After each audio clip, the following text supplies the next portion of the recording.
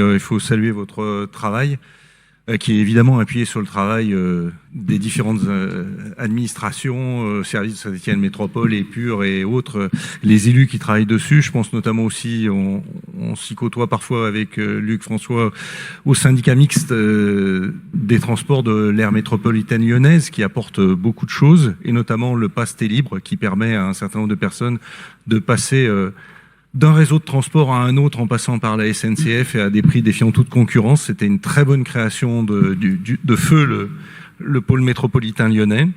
Je voudrais saluer aussi des anciens du CLD qui malheureusement ne sont même plus parmi nous, mais je pense par exemple il faut saluer un Gabriel Exbraya qu'on a tous plus ou moins connu, qui n'est plus là, mais qui s'est battu pour ces transports et particulièrement notamment pour l'électrification du TER entre Firminy, Saint-Étienne et Lyon, et on voit le résultat aujourd'hui, ça marche tous les jours et de mieux en mieux.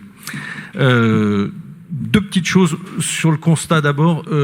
La marche à pied est très très bien développée, notamment dans le centre-ville de Saint-Étienne, ça a été dit.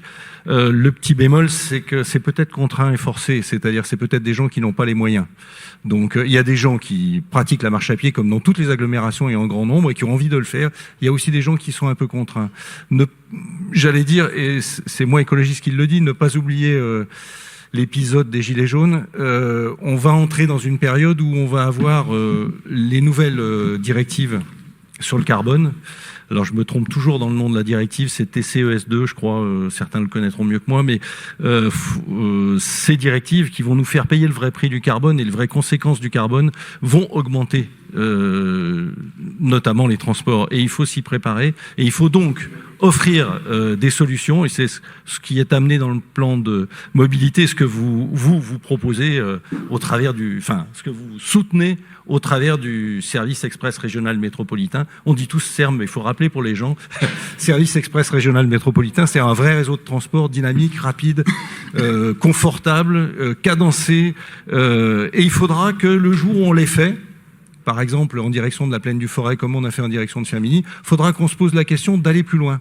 Il ne faudra pas rester sur nos lauriers, parce que derrière Montbrison, il y a Bouin, il y a Clermont. Un jour ou l'autre, cette ligne de chemin de fer devra être ouverte. Il y a la ligne Firminy-Dunière. Un jour ou l'autre, elle peut servir, elle est en pas trop mauvais état, et on peut aller chercher des gens en Haute-Loire par le biais de cette ligne. Et puis, il faudra un jour ou l'autre se mettre d'accord avec les Lyonnais pour aller jusqu'à Saint-Exupéry, Satolas, par une ligne directe. Il faudra qu'on trouve un moyen de faire ça, parce que ça sera beaucoup plus efficace pour tout le monde. Je voudrais saluer ce que vous dites en termes d'outils de gouvernance. Dans le transport, on a besoin vraiment d'avoir une bonne cohésion entre tous les acteurs du transport, et notamment les usagers. Autrefois, il y avait ce qu'on appelait des comités de ligne sur les lignes SNCF.